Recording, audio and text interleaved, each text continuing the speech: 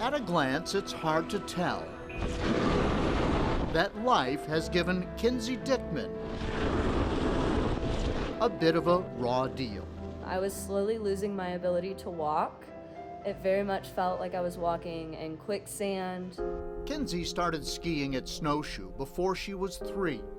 Always athletic, she was also a gymnast. She did gymnastics up until high school. Her feet kind of took the brunt, and then she jumped into lacrosse. As a lacrosse player, Kinzie had similar success.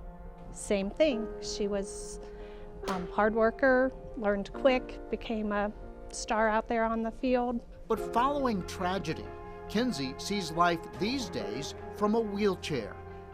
A car accident damaged her spine in September of 2017. Her condition would only worsen in the months ahead.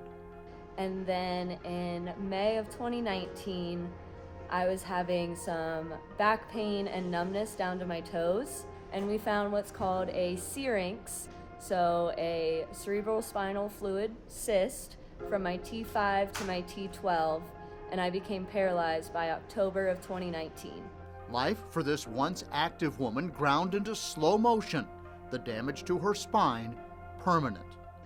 And as somebody who is a very coordinated and athletic person, to lose that ability was very depressing, and I got situational depression, and then to just wake up and then not have that ability to do the things that you grew up doing was very stressful and challenging.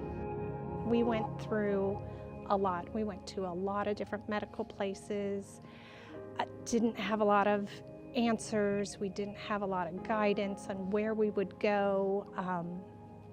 And we sort of just, once we just accepted this is what it was. But the darkness of depression brightened when Kinzie discovered the Center for Adaptive Sports at Snowshoe. Here, about 3 years ago, she learned to use a monoski. It's a really great distraction from everything that engulfs you when your life changes 180. At first, she struggled.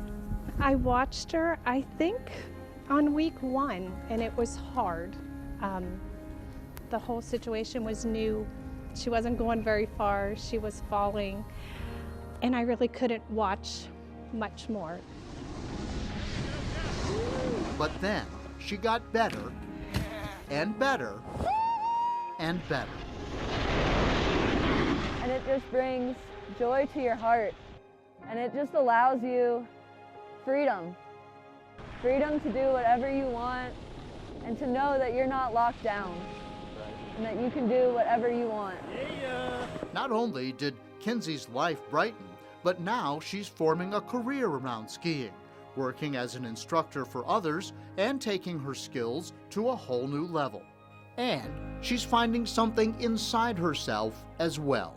And I now have a shot to possibly continue my training and racing to make it to the Paralympic Games with a lot of hard work. But if I don't make it, I know that I have inspired a lot of families.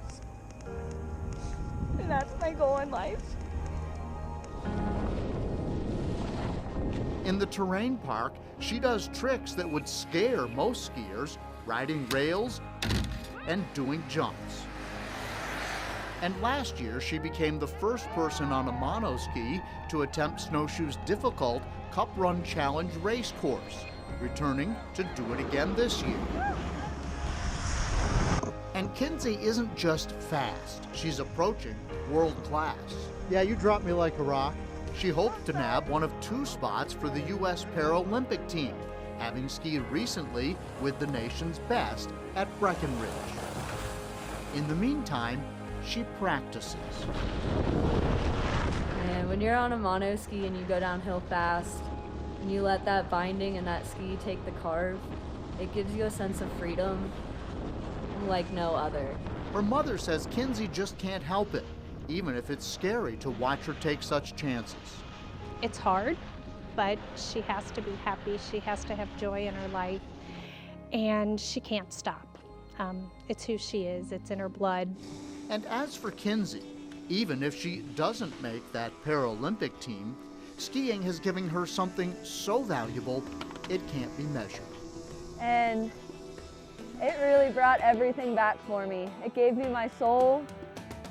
Skiing has been my soul since I was a small child, the age of 2.5, 3 years old.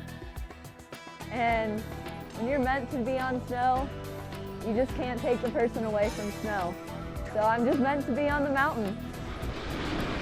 Outdoors, John Carlin, 10 News, working for you.